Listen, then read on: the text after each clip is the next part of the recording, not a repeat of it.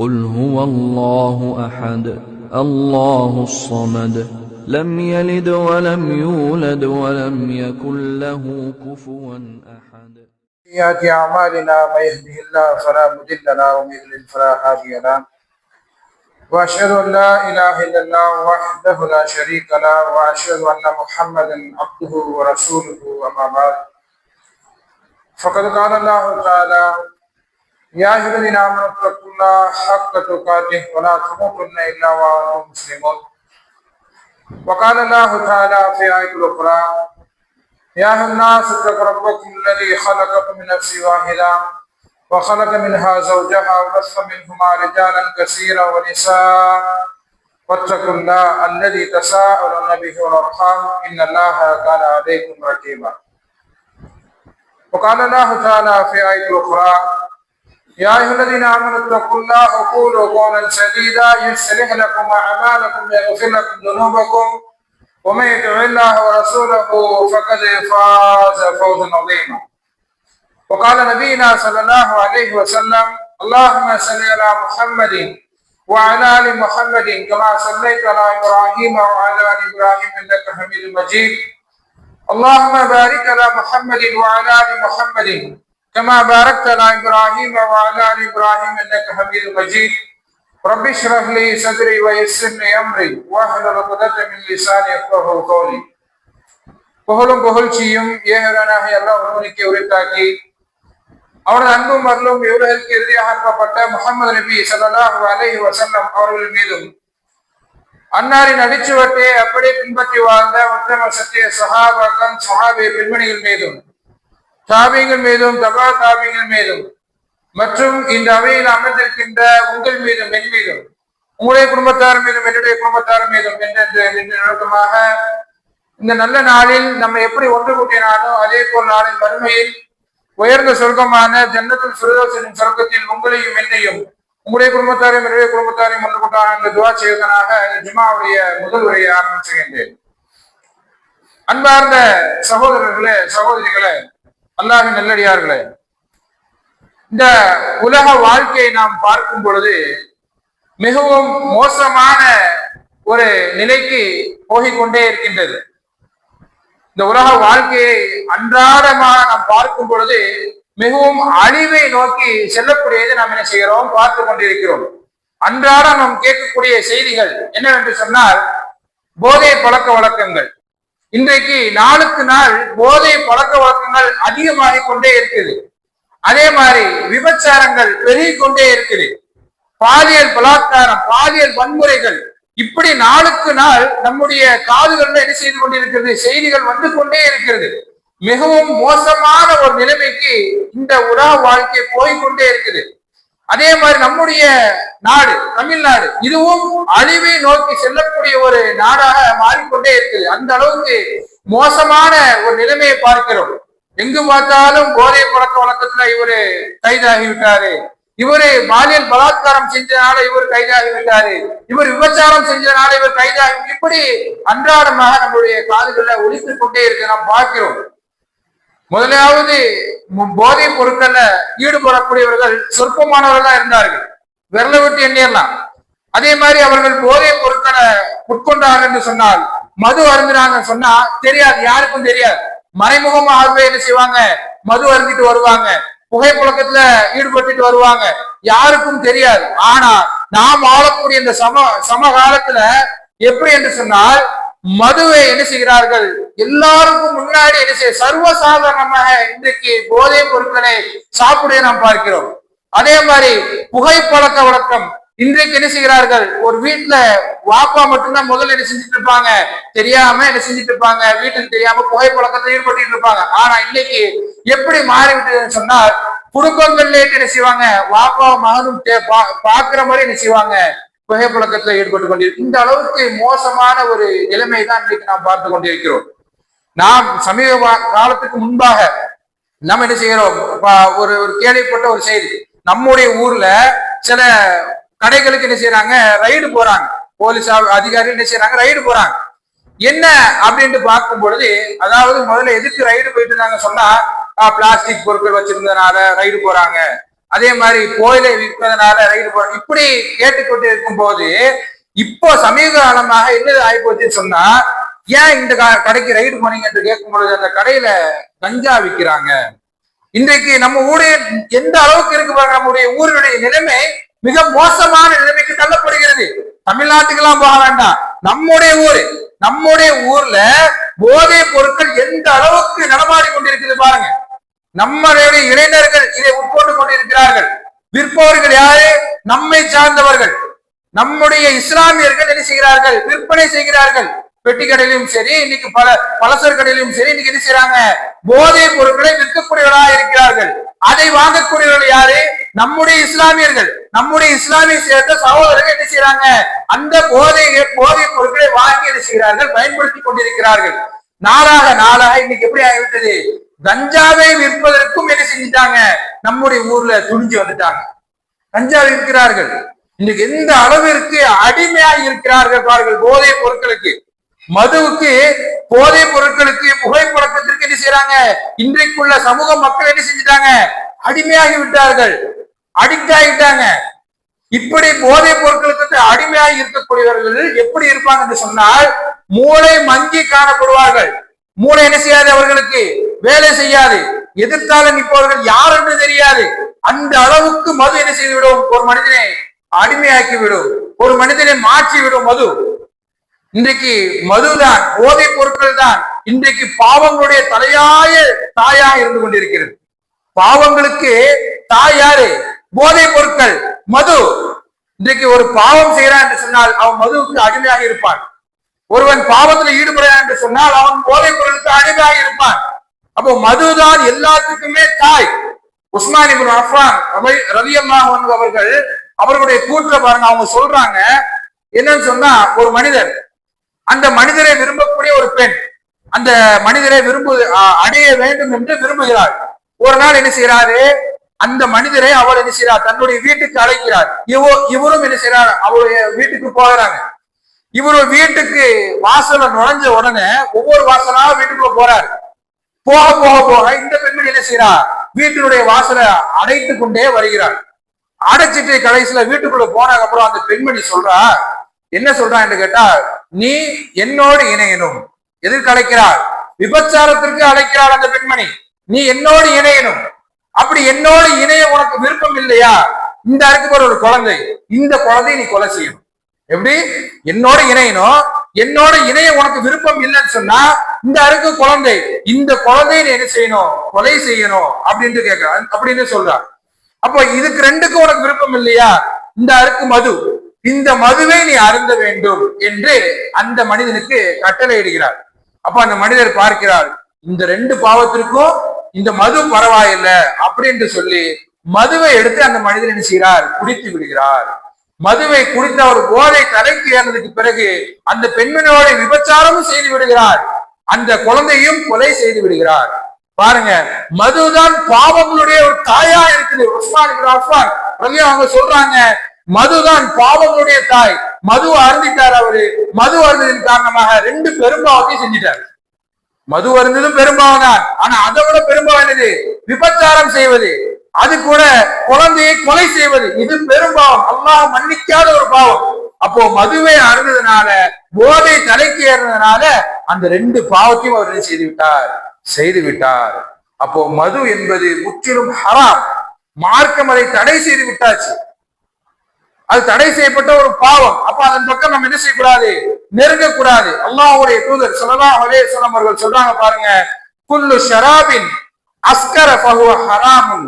எந்த பானம் போதை ஏற்படுத்துமோ அது தடை செய்யப்பட்ட ஒரு பாவம் என்று அல்லாஹ்வுடைய தூதர் ஸல்லல்லாஹு அலைஹி வஸல்லம் அவர்கள் சொல்லி காட்டுகிறார்கள். அது மட்டுமல்லாமல் இன்னொரு ஹதீஸ்ல சொல்லும் பொழுது, அதாவது ரசூலுல்லாஹி ஸல்லல்லாஹு அலைஹி வஸல்லம் சொல்றாங்க பாருங்க, மா அஸ்கர கஸீருஹு ஃபகலீலுஹு ஹராம்.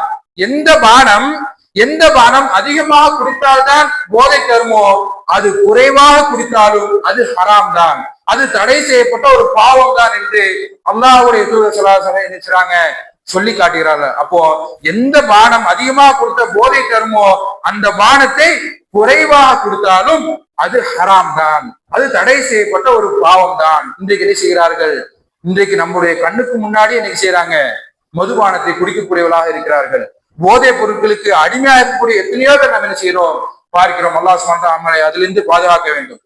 அடுத்து பாருங்க, ஜாபிர் ரலியல்லாஹு அன்ஹு அவர்கள் அறிவிக்கிறாங்க பாருங்க, ரசூலுல்லாஹ் இடத்துல ஒரு மனிதர் வருகிறார். எங்கிருந்து? யமன் நாட்டில இருந்து ஜெய்சான் என்ற ஊர்ல இருந்து என்ன செய்யறார்? ஒரு மனிதர் வந்து ரசூலுல்லாஹ்ட்ட கேட்கிறாங்க, இந்த மாதிரி எங்களுடைய நாட்டுல சோளத்துல இருந்து என்ன செய்யறாங்க? ஒரு பானத்தை எடுக்கிறாங்க. சோளத்துல இருந்து ஒரு பானத்தை எடுக்கிறாங்க. அந்த பானத்தை நான் அருந்தலாமா, நான் குடிக்கலாமா என்று அந்த மனிதர் கேட்கிறாங்க. ரசூலுல்லாஹ் உடனே கேட்கிறாங்க, அந்த பானம் போதை ஏற்படுத்துமா என்று கேட்கும் பொழுது, ஆமா யா ரசூலுல்லாஹ், அது போதை ஏற்படுத்தும். அப்ப நீங்க என்ன செய்யாதீங்க? அந்த பானத்தை குடிக்காதீங்க என்று ரசூல் ஸல்லல்லாஹு அலைஹி வஸல்லம் அந்த மனிதருக்கு சொல்லி அனுப்புறாங்க. அப்போ நாம் என்ன செய்யக்கூடாது? போதை ஏற்படுத்தக்கூடிய எந்த பானத்தையும் நம்ம என்ன செய்யக்கூடாது? குடிக்க கூடாது. அப்படி நாம் குடித்தோம் என்று சொன்னால், மதுவுக்கு அடிமையானோம் என்று சொன்னால், அல்லாஹ் நாளைக்கு மறுமையில நரகத்துல அவனுக்கு ஒரு சாப்பாடை கொடுப்பான். தீனத்துல் ஹபால், இப்படிப்பட்ட ஒரு பானத்தை அந்த மனிதனுக்கு கொடுப்பான். சஹாபாக்களுக்கெல்லாம் தெரியல தீனத்துல் ஹபால்னா என்னன்னு தெரியல. யார சொல்றா தீனத்துல் ஹபால்னா என்ன அப்படின்னு கேட்கும்போது ரசூலுல்லாஹ் சொல்றாங்க, இந்த உலகத்துல மது அருந்திட்டு இருந்தா பாருங்க, அவனை அல்லாஹ் என்ன செய்வான்? நரகத்துல போட்டு வாட்டி வதைத்து எடுப்பான். அப்படி நரகத்துல போட்டு வாட்டி வதைத்து எடுக்கும் பொழுது அந்த நரக நெருப்பால் காயம் ஏற்பட்டிருக்கும்ல, அந்த காயத்திலிருந்து வடியக்கூடிய ஷீல் தான் அவனுக்கு சாப்பாடு. அவனுடைய உடம்புல இருந்து வடியக்கூடிய வேர்வை தான் அவனுக்கு சாப்பாடு என்று ரசூல் ஸல்லல்லாஹு அலைஹி வஸல்லம் சொன்னார்கள். எவ்வளவு பெரிய ஒரு கேவலமான ஒரு உணவு பாருங்க. இந்த உலகத்துல மது அருந்தக்கூடியவனுக்கு அல்லாஹ் என்ன சொல்றான்? நரகவாசியுடைய சீலும் சரங்கும் தான் அவனுக்கு சாப்பாடாக அல்லாஹ் சுப்ஹானஹு வ தஆலா நினைச்சான், புகட்டுகிறான். அதே மாதிரி ரசூல் ஸல்லல்லாஹு அலைஹி வஸல்லம் சொல்றாங்க பாருங்க, குல்லு முஸ்கிரின் ஹம்ருன், ஒவ்வொரு மதுபானமும் ஒவ்வொரு போதை தரக்கூடிய பொருளும் மது. அடுத்து சொல்றாங்க குல்லு முஸ்கிரின் ஹராமுன், அதாவது போதை ஏற்படுத்தக்கூடிய எல்லாம் ஹராம் என்று சொல்லி காட்டுகிறார் ரசூல் ஸல்லல்லாஹு அலைஹி வஸல்லம். ஒவ்வொரு போதை ஏற்படுத்தக்கூடியது மது, அப்படி போதை ஏற்படுத்தக்கூடிய எல்லாம் ஹராம். அப்படி யார் இந்த ஹம்ரை, அதாவது மதுவை அறிந்து கொண்டிருக்க நிலையில தௌபா தேடாமல், ரசூலுல்லாஹ் சொல்றாங்க, யார் மது அருந்தக்கூடிய நிலையில மரணிக்கிறாரோ, தௌபா தேடாமல் மரணிக்கிறாரோ, அவருக்கு நாளைக்கு மறுமையில அல்லாஹ் என்ன செஞ்சிருக்கிறான்? மறுமையில மதுபானத்தை ஏற்பாடு செஞ்சு வச்சிருக்கிறான். அந்த மதுபானத்தை அவனால் குடிக்க முடியாது ரசூலுல்லாஹ் சொல்றாங்க. இன்னைக்கு எல்லாருக்கும் தெரிந்த ஒரு விஷயம் என்ன அப்படின்னா, சொர்க்கத்துல அல்லாஹ் என்ன செய்யறான்? பல இன்பங்களை நம்மளுக்காக தயார் செஞ்சு வச்சிருக்கிறான். பல இன்பங்கள் யாருக்கு? இந்த உலகத்துல நல்லடியார்களுக்கு. இந்த உலகத்துல அல்லாஹ்வுக்கும் அல்லாஹ்வுடைய கட்டுப்பட்டு வாழ்கிறார்களே அவர்களுக்கு அல்லாஹ் என்ன செஞ்சிருக்கிறான்? சொர்க்கத்துல பல இன்பங்களை தயார் செஞ்சு வச்சிருக்கிறான். அதுல ஒரு இன்பம் தான் மது ஆறு. அந்த மது ஆறுல நம்ம எவ்வளவு நாளும் மது குடித்துக் கொள்ளலாம். உனக்கு எவ்வளவு வேண்டுமானாலும் மதுவை நாம் என்ன செய்யலாம்? குடித்துக் கொள்ளலாம். அந்த மதுவை குடிப்பதனால் நமக்கு எந்த ஒரு போதையும் ஏற்படாது, எந்த ஒரு தலைவலியும் ஏற்படாது.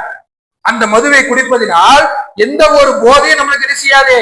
ஏற்படாது. அல்லாஹ் சொல்லி காட்டுகிறான் பாருங்கள், யதூஃபு அலைஹிம் வில்தானுன் முஹல்லதூன், இளமை வயதுடைய, என்றைக்குமே மாறாத இளமை வயதுடைய சிறார்கள் உங்களை சுற்றி கொண்டு வருவார்கள்.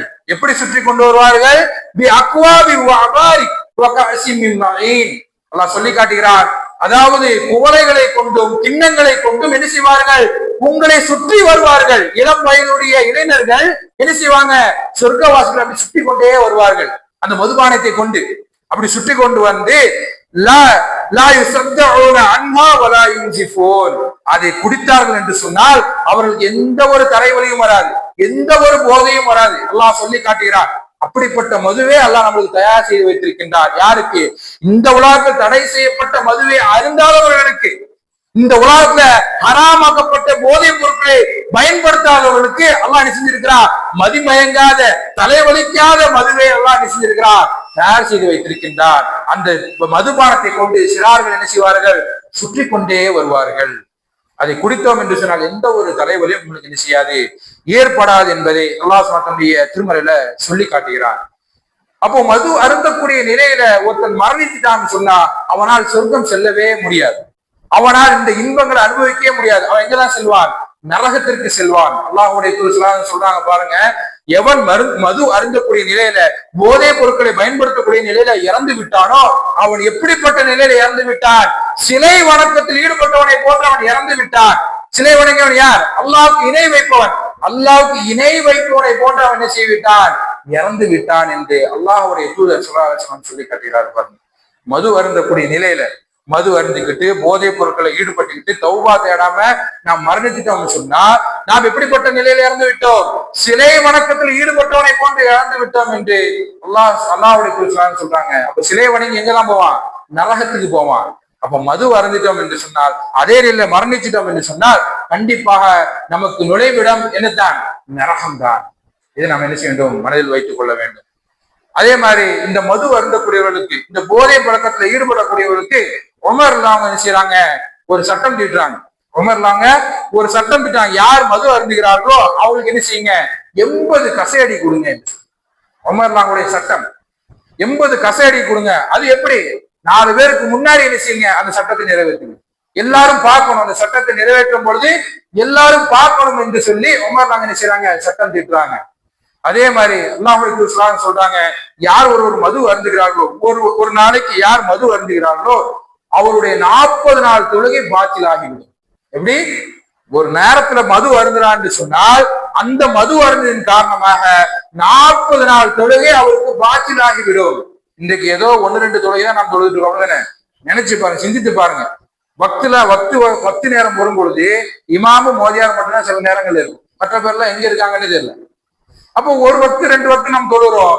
நாம் இப்படி புகையிலேயோ போதைப் பொருட்களையும் ஈடுபடும் பொழுது அந்த தொழுகையும் பாத்திலாகி விடுகிறது. நல்லா பாதுகாக்க வேண்டும். அப்ப என்ன செய்யக்கூடாது, இந்த மாதிரி போதை பழக்க வழக்கம் என்ன செய்யக்கூடாது, ஈடுபடக்கூடாது. அதே மாதிரி ரசூல் ஸல்லல்லாஹு அலைஹி வஸல்லம் சொல்கிறார்கள் பாருங்க, 5 நபர்கள் 5 கூட்டத்தர்கள் என்ன செய்ய மாட்டார்கள், சொர்க்கத்துக்குள்ள நுழையவே மாட்டார்கள் என்று அல்லாஹ்வுடைய தூதர் ஸல்லல்லாஹு அலைஹி வஸல்லம் சொல்றாங்க. அந்த 5 நபர்கள்ல ஒரு நபர் யார் என்று சொன்னால், போதைப் பொருட்கள்ல ஈடுபடக்கூடியவர்கள், மது அருந்தக்கூடியவர்கள். இவர்கள் என்ன செய்ய மாட்டாங்க, சொர்க்கத்துக்குள்ள நுழையவே மாட்டாங்க. ஆனா இன்னைக்கு தெரிந்திருந்தும் இன்னைக்கு என்ன செய்யறாங்க, நிறைய மக்கள் போதைப் பொருட்கள்ல அடிமையாக இருப்பதை நாம் செய்கிறோம், பார்க்கிறோம். போதைப் பொருட்கள் எல்லாமே செய்யறோம்.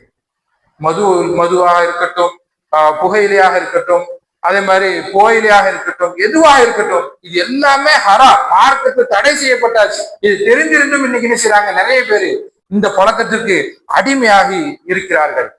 இப்படி அடிமையாக இருப்பது எதை பாதிக்குது என்று சொன்னால், நம்முடைய ஈமானை பாதிக்குது. மது அருந்தக்கூடியவராக இருக்கட்டும், இல்ல மற்ற பாவங்களை செய்யறவராக இருக்கட்டும், நம்முடைய ஈமானை பாதிக்குது. ரசூல் ஸல்லல்லாஹு அலைஹி வஸல்லம் சொல்றாங்க பாருங்க, ஒருவன் ஜினா செய்கிறான். ஜினா என்று சொன்னால் விபச்சாரம் செய்கிறான். அப்படி விபச்சாரம் செய்யும் பொழுது அவன் எப்படி இருக்க மாட்டான், முஃமினாக இருக்க மாட்டான், ஈமான்தாரியாக இருக்க மாட்டான். அதே மாதிரி ஒருத்தன் திருட போறான், அப்படி திருட போகும் பொழுது அவன் எப்படி இருக்க மாட்டான், முஃமினாக இருக்க மாட்டான், ஈமான்தாரியாக இருக்க மாட்டான். இப்படிப்பட்ட பாவமான காரியங்கள் செய்யும் பொழுது யாரும் என்ன செய்ய மாட்டாங்க, முஃமினாக ஈமான்தாரியாக இருக்க மாட்டார்கள். அதே நிலையில நம்முடைய மரணம் வந்துச்சுன்னு சொன்னா கொஞ்சம் யோசித்து பாருங்க. புகையில எடுத்துக்கிட்டு இருக்கிறோம், அதே மாதிரி மது அருந்திக்கிட்டு இருக்கிறோம். இப்படிப்பட்ட நிலையில ஒருவனுக்கு மரணம் வந்து விட்டது என்று சொன்னால் அவனுடைய நிலைமை யோசித்து பாருங்க. அல்லாஹ் அதுல இருந்து நம்ம என்ன செய்ய வேண்டும், பாதுகாக்க வேண்டும். இன்றைக்கு அந்த ஈமானை பாதிக்கக்கூடிய விஷயம்தான் இந்த மதுபானமும் இந்த போதை பொருட்களும். அல்லாஹ்வுடைய தூதர் சொல்றாங்க பாருங்க, மது பெரும்பாவம் மட்டும் கிடையாது, அது எப்படிப்பட்டது என்று சொன்னால் உங்களுடைய உள்ளத்திலிருந்து ஈமானை அகற்றக்கூடிய ஒரு பெரும் பாவம் என்று சொன்னார்கள். உங்களுடைய உள்ளத்திலிருந்து ஈமான் என்ன செய்து விடும், இந்த போதை பொருட்கள் அகற்றிவிடும் என்று நபிகள் நாயகம் ஸல்லல்லாஹு அலைஹி வஸல்லம் சொல்லி காட்டுகிறார்கள். அப்ப இப்படிப்பட்ட பெரும்பாவத்தை நம்ம என்ன செய்யக்கூடாது, மூழ்கி இருக்கவே கூடாது, அதுல நெருங்கவே கூடாது. நம்முடைய குடும்பத்துல யார் இருந்தாலும் அவங்களுக்கு சொல்லி என்ன செய்ய வேண்டும், இதை புரிய வைக்க வேண்டும். அதே மாதிரி அல்லாஹ் சுப்ஹானஹு வ தஆலா சபிக்கிறான். யாரெல்லாம் சபிக்கிறான், அல்லாஹ் சொல்லி காட்டுறாங்க பாருங்க, மது அருந்தக்கூடியவனையும் அல்லாஹ் சபிக்கிறான், மதுவை விற்பனை செய்யக்கூடியவனும் அல்லாஹ் சபிக்கிறான். மது அருந்தக்கூடியவனும் அல்லாஹ் சபிக்கிறான், மதுவை விற்கக்கூடியவனும் அல்லாஹ் சபிக்கிறான். மது அருந்துவதற்கு யார் உதவியா இருக்கிறாங்களோ அவங்களையும் அல்லாஹ் சபிக்கிறான். மது அருந்ததை யார் பார்த்து கொண்டிருக்கிறார்களோ, அவர்களை தடுக்கவில்லையோ அவர்களையும் அல்லாஹ் சபிக்கிறான். இப்படி 10 நபர்களை அல்லாஹ் என்ன செய்கிறான், சபித்துக் கொண்டே வருகிறான். அப்ப என்ன செய்ய வேண்டும், இந்த மதுபானத்தை நாம் என்ன செய்யணும், விட்டு ஒழிக்க வேண்டும், போதைப் பொருட்களை விட்டு ஒதுங்க வேண்டும். இன்றைக்கு அல்லாஹ் நம்மளுக்கு சட்டம் கொடுத்திருக்கின்றார், மதுவின் பக்கம் நெருங்காதீங்க, அது அருவருக்கத்தக்க செயல் என்று சொல்லி அல்லாஹ் நம்மளுக்கு ஒரு சட்டத்தை கொடுத்திருக்கின்றார். ஆனா அந்த சட்டத்தை நாம் என்ன செய்ய மாட்டேங்கிறோம், ஃபாலோ பண்ண மாட்டேங்கிறோம். ஆனா சஹாபாக்கள் எடுத்துக்கொள்ளுங்கள், சட்டத்தை நிறைவேற்றுவதில், அல்லாஹ்வுக்கும் அல்லாஹ்வுடைய தூதருக்கும் கட்டுப்படுவதில் முதன்மையானவர்களா இருந்தார்கள். இப்படி இருந்ததின் காரணமாகத்தான் ரலியல்லாஹு அன்ஹு வ ரது அன்ஹு என்று அல்லாஹ் சொல்லி காட்டுகிறான் தன்னுடைய திருமறையில. அல்லாஹ் அவர்களை பொருத்தி கொண்டான். ஏன்? அல்லாஹ்வுக்கும் அல்லாஹ்வுக்கும் முற்றிலும் கட்டுப்படக்கூடியவர்களாக இருந்தார்கள். அதனாலதான் அல்லாஹ் அவர்களை பொருத்தி கொண்டான். பாருங்க, அல்லாஹ் சுப்ஹானஹு வ தஆலா மது அருந்தக்கூடாது, மது ஹராம் என்று ஒரு சட்டத்தை இறக்குகிறார். உடனே சஹாபாக்கள் என்ன செஞ்சாங்க? வீட்டில் இருக்கக்கூடிய மதுபானத்தை எல்லாம் ரோட்ல கொட்டினாங்க. அன்றைக்கு மது ஆறே மதீனாவுல ஓடிச்சு. இன்றைக்கு நம்ம எல்லாம் என்ன மது அருந்துகிறோம்? அன்றைக்கு சஹாபாக்கள் வீட்டுல வச்சிருந்தாங்க, அண்டா அண்டாவாட்டு பீப்பா என்ன செஞ்சாங்க? வீட்டுல அடுக்கி வச்சிருந்தாங்க. அப்படிப்பட்ட நேரத்துல அல்லாஹ் ஒரு சட்டத்தை இறக்கிறான், மது அருந்தக்கூடாது, மது அருந்தது ஹராம், அது தடை செய்யப்பட்ட ஒரு பாவம் என்று. உடனே எல்லாம் என்ன செஞ்சாங்க? தெருவுல கொண்டு வந்து கொட்டினாங்க. இதுதான் கட்டுப்படுதல். ஒரு மனிதர் வருகிறார், யா ரசூலுல்லாஹ் நான் மது அருந்தலாமா என்று சொல்லி, உடனே ரசூல் ஸல்லல்லாஹு மது அருந்தக்கூடாதுப்பா, சட்டம் இறங்கிச்சு, அது ஹராம் என்று கையில கொண்டு வந்திருக்காரு. மதுவை குடிக்கலாமான்னு கேட்டு குடிக்கலாமா அப்படின்ட்டு ரசூலுல்லாஹ் அது கூடாது என்று சொன்ன உடனே, யா ரசூலுல்லாஹ் இது விற்பனையாவது செய்யலாமா அப்படின்ட்டு, விற்பனையும் செய்யக்கூடாதுப்பா, அல்லாஹ் சபிக்கிறான். உடனே என்ன செஞ்சாங்க? அது அப்படியே தெருவுல கொட்டினாங்க. இதுதான் கட்டுப்படுதல், சஹாபாக்களுடைய கட்டுப்படுதல். அப்ப நாம் என்ன செய்யணும்? நம்மளுக்கு ஒரு சட்டம் தீட்டு இருக்கு அல்லாஹ் சுப்ஹானஹு வ தஆலா. அப்ப அந்த சட்டத்தை நாம் என்ன செய்ய வேண்டும்? பின்பற்ற வேண்டும். அல்லாஹ்வுக்கும் அல்லாஹ்வுக்கும் கட்டுப்பட வேண்டும். மது பாவங்களுடைய தாயாக இருக்குது. மதுதான் பாவங்கள் செய்வதற்கு ஒரு காரணியாக இருக்குது. அப்ப அந்த காரணி நாம் என்ன செய்ய வேண்டும்? விட்டு ஒழிக்க வேண்டும். இது பார்க்கும்போது அல்லாஹ் இந்த மதுவை குடிக்கும் பொழுதும் சரி, மதுவை அருந்தும் பொழுதும் சரி, போதை பொருட்களை ஈடுபடும் பொழுதும் சரி, நாம் என்ன செய்கிறோம்? நன்மையான காரியங்கள் செய்வதற்கு பின்வாங்குகிறோம். அப்படித்தானே? மது அருந்தக்கூடியவன், ஒரே போதையிலே இருக்கக்கூடியவன் எப்படி இருப்பான்? அல்லாஹ்வுடைய நினைப்பை விட்டு தூரமாக இருப்பான், தொழுகையை விட்டு தூரமாக இருப்பான். இதுதான் ஷைத்தான் விரும்புகிறான். இதுதான் ஷைத்தான் விரும்புகிறான். பாருங்க, அல்லாஹ் சொல்லி காட்டுகிறான், நிச்சயமாக ஷைத்தான் விரும்புவதெல்லாம் மதுபானத்தை கொண்டும் சூதாட்டத்தை கொண்டும் உங்களிடையே பகைமையை உண்டாக்குவதே அவன் விரும்புகிறான். இன்றைக்கு மது அருந்தினோம் என்று சொன்னால் வீட்டுல சண்டை, மது அருந்திட்டோம் என்று சொன்னால் தெருவுல சண்டை, பக்கத்து வீட்டுக்காரன் கூட சண்டை. இதுதான் ஷைத்தான் விரும்புகிறான். அது மட்டுமல்லாமல் அல்லாஹ்வுடைய நினைப்பை விட்டு தூரமாக்குவது இந்த மதுதான், இந்த சூதாட்டம் தான், இந்த போதை பொருட்கள் தான். அப்ப அல்லாஹ்வுடைய நினைப்பை விட்டு தூரமாக்குவது மட்டுமல்லாமல் தொழுகை விட்டும் அவன் என்ன செய்கிறான்? தடுக்கப்படுகிறான். மது பழக்கத்துல ஈடுபட்டான் என்று சொன்னால் இப்படிப்பட்ட ஒரு நிலைமைக்கு அவன் என்ன செய்கிறான்? தள்ளப்படுகிறான். அப்ப இதுதான் ஷைத்தான் விரும்புகிறான். ஷைத்தானுடைய அருவருக்கத்தக்க ஒரு செயல்கள் இதெல்லாம். மதுபானங்களும் சரி, போதை பழக்க வழக்கங்களும் சரி, புகையிலையும் சரி, இதெல்லாம் ஷைத்தானுடைய அருவருக்கத்தக்க செயல்.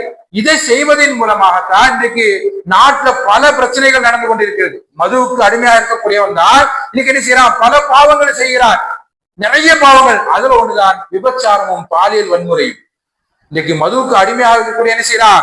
பாலியல் பலாத்காரம் செய்கிறான். எதிர்த்தால நிக்கிறது யாரு? சின்ன குழந்தையா, வயதான பாட்டியா, எதுவும் தெரிய மாட்டேங்குது. இன்னைக்கு என்ன செய்யறான்? பாலியல் பலாத்காரம் செய்கிறான். மதுவுக்கு அடிமையாயின் காரணமாக விபச்சாரம் செய்யாதீங்க என்று சொல்லி இஸ்லாமிய மார்க்கம் சொல்லி காட்டுகிறது. வலா தக்ரபு ஜினா, நீங்கள் ஜினாவின் பக்கம் நெருங்காதீங்க என்று இஸ்லாமிய மார்க்கம் சொல்லி காட்டுகிறது. ஆனா இன்னைக்கு மது அருந்தின் காரணமாக இந்த ஜினாவின் பக்கம் மக்கள் சென்று கொண்டிருக்கிறார்கள். இன்றைக்கு இந்த அரசாங்கம் வழிவிட்டிருக்குது. இன்றைக்கு அரசாங்கம் வழிவிட்டிருக்குது ஜினா செய்வதற்கு. முதலாவது என்ன செய்வாங்க? எங்கேயாவது மறைமுகமா ஜினா நடந்துகிட்டு இருந்துச்சு. ஆனா இன்னைக்குள்ள அரசாங்கம் எப்படி சொல்லி இருக்குது? இந்த விபச்சார தொழிலும் ஒரு தொழில் தான், அதுக்கு அங்கீகாரம் கொடுத்திருக்குது இந்த அரசாங்கம். விபச்சாரம் செய்வது ஒரு தொழில் தான், இதை செய்து கொள்ளுங்கள், அரசு அங்கீகாரம் கொடுத்து. பாருங்க எந்த அளவுக்கு ஒரு பாவத்திற்கு வழிவகுத்து கொடுத்திருக்காங்க பாருங்க. அப்ப இதன் பக்கம் நம்ம நினைச்சக்கூடாது, செல்லவே கூடாது. இந்த விபச்சாரம் செய்வதற்கு முழு காரணம் இந்த போதைப் பொருட்கள் தான். ஒரு மனிதர் வருகிறார், யார் ரசூலுல்லாஹ் நான் ஜினா செய்யலாமா, ஜினா செய்வதற்கு எனக்கு என்ன செய்யுங்க, அங்கீகாரம் கொடுங்க என்று சொல்லி ரசூல் ஸல்லல்லாஹு அலைஹி வஸல்லம் ஒரு மனிதர் கேட்கிறார், ரசூலுல்லாஹ்ட்ட கேட்கிறார் ஜினா செய்யலாமா என்று. அப்ப அந்த ரசூலுல்லாஹ் ஒரு தலைவர், மதீனாவுடைய தலைவர் எப்படி நடந்து கொள்ள வேண்டுமோ அப்படி நடக்கிறாங்க, எப்படி தாவா செய்ய வேண்டுமோ அப்படி தாவா செய்யறாங்க. அந்த மனிதருக்கு இங்க வா, உனக்கு ஜினா செய்யணுமா, இங்க வா. என்ன சொல்றாங்க ரசூலுல்லாஹ், உன்னுடைய தாயோடு நீ ஜினா செய்ய விரும்புவியா? எப்படிப்பட்ட கேள்வி பாருங்க. உன்னுடைய தாயோடு நீ ஜினா செய்ய விரும்புவியா? ரசூலுல்லாஹ் விரும்ப மாட்டேன். அந்த மனிதர் சொல்ற விரும்ப மாட்டேயா? உன்னுடைய சகோதரியோடு நீ விபச்சாரம் செய்ய விரும்புவியா? விரும்ப மாட்டேயா? அப்படிதானே? அப்போ நீ விபச்சாரம் செய்யக்கூடிய பெண்ணும் யாரோடையோ ஒரு தாய் தானே, யாரோடையோ சகோதரி தானே. யாருடைய அண்டை வீட்டாருடைய சொந்தக்காரங்க தானே அப்படின்னு சொல்லி அந்த மனிதருக்கு புரிய வைக்கிறாங்க. அந்த மனிதர் கடைசியில போகும் பொழுது அவருடைய மனதில் இருந்து மன இச்சை அப்படி தூக்கி போட்டு போறார். மனத்துல இருந்த ஆசையை ஃபுல்லா தூக்கி வீசிட்டு போறாரு. ரசூலுல்லாஹ் அப்படி சொல்லி அவங்களுக்கு பாடம் போட்டுகிறார்கள் அழகான முறையில. நீ இப்படி யாரோட விபச்சாரம் செய்ய விரும்புகிறியோ அவளும் யாரோட ஒருத்தரோட தாய் தானப்பா, யாரோட ஒருத்தனோட சகோதரி தானப்பா, அவளோட நீ எப்படிப்பா விபச்சாரம் செய்ய? உடனே மனதுல இருந்த ஆசையை ஃபுல்லா என்ன செய்யறாங்க, துரத்தி விட்டு அப்படி தூர வீசி விட்டு என்ன செய்யறாங்க, அப்படி போறாங்க. இதுதான் கட்டுப்படுதல் சஹாபாக்களுடைய. அப்ப நம்ம என்ன செய்யக்கூடாது, இந்த மாதிரி பாலியல் பலாத்காரங்கள் விபச்சாரத்தின் பக்கம் நெருங்குவதை விட்டு நம்ம என்ன செய்யணும், அல்லாஹ் என்ன செய்ய வேண்டும், பாதுகாக்க. நம்முடைய இளமை பெருமக்களையும் என்ன செய்ய வேண்டும், இருந்து பாதுகாக்க வேண்டும். அப்படி யார் விபச்சாரம் செய்கிறார்களோ, அப்படி யார் பாலியல் பலாத்காரம் செய்கிறார்களோ, இஸ்லாம் சொல்லக்கூடிய சட்டத்தை பாருங்கள். விபச்சாரம் செஞ்சானா, அவன் கல்யாணம் ஆகாதவனாக இருக்கானா, அவனை என்ன செய்யுங்கள், 100 கசேரி அடியுங்கள். எப்படி 100 கசையடி கல்யாணம் ஆகாதவன் விபச்சாரம் செஞ்சால் அவனை 100 கசையடி எல்லாருக்கும் முன்னாடி, ஒரு சமூகத்துக்கு முன்னாடி என்ன செய்யுங்க, அவனுக்கு தண்டனை நிறைவேற்றுங்க. அப்படி கல்யாணம் ஆனவன் விபச்சாரம் செஞ்சான்னு சொன்னா அவனை கல்லால் அடித்து கொல்லுங்கள் என்று சொல்லக்கூடிய மார்க்கம் இஸ்லாமிய மார்க்கம்.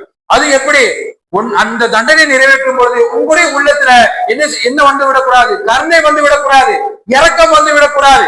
ஆஹா, இவன் அடிக்கிறமே, இவன் கதறுகிறானே, இவன் கத்துகிறானே, இவன் புலம்புகிறானே என்று சொல்லி உள்ளத்துல இரக்கம் வந்து விடக்கூடாது என்று சொல்லி அல்லாஹ் சொல்லி காட்டுகிறான். அல்லாஹ்வுடைய தண்டனை நிறைவேற்றும் பொழுது உங்களுடைய உள்ளத்துல என்ன செய்வது விடக்கூடாது, கருணை வந்து விடக்கூடாது என்று அல்லாஹ் தன்னுடைய திருமறையில என்ன செய்கிறான், சொல்லி காட்டுகிறான். இப்படிப்பட்ட சட்டம் வந்தா மட்டும்தான் இந்த மாதிரி பாவமான காரியத்தை நாம் என்ன செய்ய முடியும், விட்டு ஒதுங்க முடியும். இந்த மாதிரி பாவமான காரியத்தை விட்டு நாம் என்ன செய்ய முடியும், நம்முடைய மக்களை பாதுகாக்க முடியும். இன்றைக்கு மாற்றார்கள் சொல்லக்கூடிய ஒரு கருத்து இல்லை. மாற்றார்கள் என்ன சொல்கிறார்கள், அதாவது ஒரு இடத்துல பாலியல் பலாத்காரம் நடந்துச்சா, ஒரு இடத்துல போதைப் பொருட்கள் அதிகமா இருக்குதா, அப்போ இஸ்லாமிய நாட்டினுடைய சட்டத்தை கொண்டு வாங்க என்று சொல்லி மாற்றார்கள் சொல்லுகிறார்கள். இஸ்லாமிய சட்டம் வந்தா மட்டும்தான் இந்த போதைப் பொருட்கள் இருந்து நம்முடைய மக்களை பாதுகாக்க முடியும், இந்த மாதிரி பாலியல் பலாத்காரத்திலிருந்து நம்முடைய மக்களை பாதுகாக்க முடியும் என்று சொல்லி மாற்றார்கள் சொல்லுகிறார்கள். உண்மைதான், உண்மைதான். நம்முடைய சட்டம், இஸ்லாமிய மார்க்கம் சொல்லக்கூடிய சட்டம், மது அருந்திட்டானா அவனுக்கு 80 கசையடி கொடுங்கள், விபச்சாரம் செஞ்சுட்டானா அவனுக்கு 100 கசையடி கொடுங்கள், கல்லால் அடித்து கொள்ளுங்கள் என்று சொல்லக்கூடிய ஒரே மார்க்கம் இந்த இஸ்லாமிய மார்க்கம்.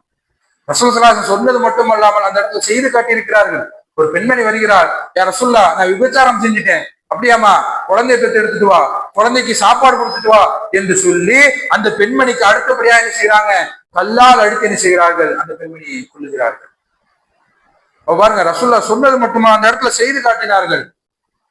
அப்ப என்ன செய்யணும், இந்த மாதிரி போதைப் பொருட்கள் இருந்து விபச்சாரத்துல நம்ம என்ன செய்யணும், நம்முடைய சமூக மக்களை நம்ம என்ன செய்யணும், வார்த்தை எடுக்க வேண்டும், அவர்களுக்கு விழிப்புணர்வு கொடுக்க வேண்டும். இது நம்முடைய கட்டாய கடமையாக இருந்து கொண்டிருக்கிறது. ஒரு நபர் ஏன் போதை பழக்கத்துக்கு அடிமையாக இருக்கிறான், ஒரு மனிதன் ஏன் விபச்சாரத்தை போய் விழுகிறான், அதை நாம் கண்கூடாக, அதாவது அதுக்கு காரணம் என்னன்னு நாம் தெரிந்து கொள்ள வேண்டும். என்ன காரணம் என்று சொன்னால், ஒன்று, அவனுக்கு நல்ல நண்பர்கள் கிடையாது. எவன் போதைப் பொருட்கள் இருக்கிறானோ, எவன் விபச்சாரத்தில் இருக்கிறானோ அவனுக்கு நல்ல நண்பன் இருக்க மாட்டான். அதனால்தான் அவனோட தவறான வழியில போகிறான். அதே மாதிரி அவனுடைய பெற்றோர்கள் அவனை சரியான முறையில் கண்காணித்ததின் காரணமாக அவன் என்ன செய்யறான், தவறான வழியில போகிறான். பெற்றோர் என்ன செய்ய வேண்டும், தன்னுடைய பிள்ளைகளோடு அன்பான முறையில பழக வேண்டும், அன்பான முறையில் அவர்கிட்ட பேச வேண்டும், அவர்களுக்கு நேரம் ஒதுக்க வேண்டும். நேரம் ஒதுக்கி அவங்களுக்கு என்ன செய்யுங்க, பேசுங்க, அவங்களுடைய குறைகளை கேளுங்க, அவங்களை தனிமையில மட்டும் விட்டுறாதீங்க. குழந்தைகளை தனிமையில மட்டும் விட்டுறாதீங்க. எப்பொழுது அவன் தனிமையை உணர்கிறானோ அப்பொழுது அவன் பாவம் செய்ய போடுவான். எப்பொழுது தனிமையில அவன் இருக்கிறானோ அப்ப என்ன செய்வான், பாவம் செய்வான். ஏன், ரெண்டாவது அங்க யார் இருக்கா, சைத்தான் இருக்கிறான். தனிமையில ஒருத்தர் இருந்தான்னு சொன்னா அவன் கூட யார் இருக்கா, சைத்தான் இருக்கிறான். பாவமான காரியத்துக்கு அவன் செய்வான், தள்ளிக்கொண்டே இருப்பான். அப்ப அந்த இடத்துல என்ன செய்வான், கையில செல்போன் இருக்குது, ஆபாச படங்கள், ஆபாச பேச்சுக்கள், தனிமையில் இருக்கும் பொழுது இதெல்லாம் செய்ய தோன்றும். இப்படி சின்ன சின்ன தவறுகளை செஞ்சு கொண்டிருந்தவன் நாளைக்கு என்ன செய்வான், பெரும் பாவங்களையும் செய்ய ஆரம்பிப்பான். அப்ப நம்ம என்ன செய்ய வேண்டும், நம்முடைய பிள்ளை இடத்துல அன்பான முறையில பேசுங்க, அவங்களுக்கு நேரம் ஒதுக்கி அவங்களோடு இருங்க, ஃப்ரெண்ட்லியா பழகுங்க. இப்படி பழகும் பொழுது அவன் தனிமையை வெறுத்து நம்மோடு என்ன செய்வான், எல்லா விஷயங்களும் நம்மளோட ஷேர் பண்ணுவான். அதே மாதிரி பெண் பிள்ளைகளா இருந்தால் அவங்களை கண்காணிங்க, எந்த நேரத்துக்கு வெளியே போகுது, எந்த நேரத்துக்கு வீட்டுக்கு வருது, யாரோட பேசுது, யாரோட பழகுது, அவங்களுடைய பேக்ல செக் பண்ணுங்க. ஸ்கூலுக்கு போயிட்டு வந்தாங்களா, காலேஜுக்கு போயிட்டு வந்தாங்களா, அவங்களுடைய பேக்கை வாங்கி செக் பண்ணுங்க. அது மாதிரி அவங்களுடைய செல்போனை வாங்கி செக் பண்ணுங்க, யாரோட பேசுற, யாரோட பழகுற.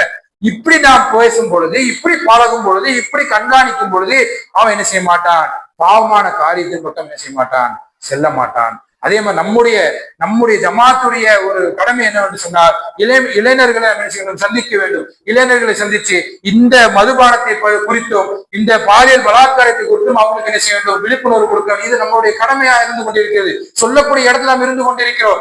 ஆனா இன்னைக்கு என்ன செய்கிறோம், இளைஞர்களை சந்திப்பது கிடையாது, இளைஞர்களோடு பேசுவது கிடையாது, இளைஞர்களோடு பழகுவது கிடையாது. நம்முடைய ஜமாத் இன்னைக்கு என்ன, வெறுமனை திருமண பிரச்சாரத்தோடு நிறுத்திக் கொள்கிறோம், வெறுமனை தர்பியாவோடு நிறுத்திக் கொள்கிறோம். தனிநபர் தாவாவை நாம் என்ன செய்ய முடியாது, எடுத்துக்கொள்வது கிடையாது. காஃபிர்களோடு எப்படி பேச வேண்டும் அப்படி பேசவே நாம் என்ன செய்கிறோம், பின்வாங்கி கொண்டிருக்கிறோம். காஃபிர்களோடு என்ன செய்ய வேண்டும், பேச வேண்டும், அவங்களுடைய குறையை அறிய வேண்டும், அவங்க இடத்துல தாவா செய்ய வேண்டும். இன்னைக்கு அதை செய்யலாமா, செய்வது கிடையாது. இன்னைக்கு பள்ளியோடு நம்மளுடைய தாவாவை நிறுத்திக் கொள்கிறோம்.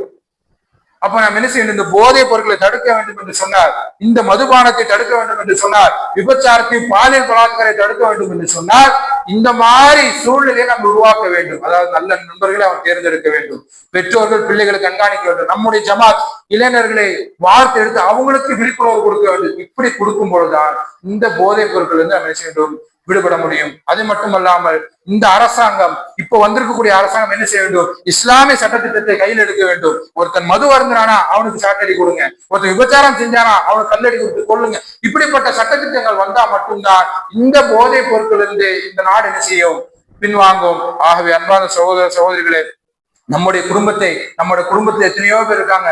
அதுல ஒருத்தர் யாராவது இந்த மாதிரி மது பழக்கத்தையும் புகை பழக்கத்தையும் ஈடுபட்டு இருந்தாங்க சொன்னா அவங்கள்ட்ட சொல்லி புரியுவாங்க. ஏன்னு சொன்னா அல்லாஹ் சொல்லி காட்டுகிறான் பாருங்கள், யா அய்யுஹல்லதீன ஆமனூ கூ அன்ஃபுஸக்கும் வ அஹ்லீக்கும் நாரா, உங்களையும் உங்களுடைய குடும்பத்தாரையும் நரக நெருப்பிலிருந்து பாதுகாத்துக் கொள்ளுங்கள் என்று அல்லாஹ் சொல்லி காட்டு. அப்ப நம்முடைய குடும்பத்தை நாம் என்ன செய்யணும், நரக நெருப்பிலிருந்து பாதுகாக்க வேண்டும். வத்தக்கும் நார், அல்லாஹ் சொல்லி காட்டுகிறான், நரக நெருப்பை அஞ்சி கொள்ளுங்கள். நரக நெருப்பு சாதாரண நெருப்பு கிடையாது. அப்போ காஃபிரின், அது யாருக்கு தயார் செய்யப்பட்டு, காஃபிர்களுக்கு தயார் செய்து வைத்திருக்கிறான். அப்போ ஒருவன் மது அருந்தினான் என்று சொன்னால், போதைப் பொருட்களுக்கு அடிமையா இருந்தான்னு சொன்னா அல்லாஹ் நிஜம் நேரா நரகத்துலதான் போடுவான். அப்பேற்பட்ட நிலைமை நம்மளுக்கு என்ன செய்யக்கூடாது, வரக்கூடாது. நம்முடைய குடும்பத்தாராக இருந்தாலும் சரி, நம்முடைய அண்டை வீட்டுக்காரர்களாக இருந்தாலும் சரி, அவங்களுக்கு என்ன செய்ய வேண்டும், இந்த விழிப்புணர்வு கொடுத்து, போதைப் பொருட்கள் இருந்து விழிப்புணர்வு கொடுத்து, பாலியல் பலாத்காரம் விபச்சாரத்திலிருந்து விழிப்புணர்வு கொடுத்து அவங்க என்ன செய்யணும், வெளிக்கொண்டு வர வேண்டும். அப்பேற்பட்ட நர்பாக்கியத்தை அல்லாஹ் சுப்ஹானஹு வ தஆலா தந்து புரிவானாக.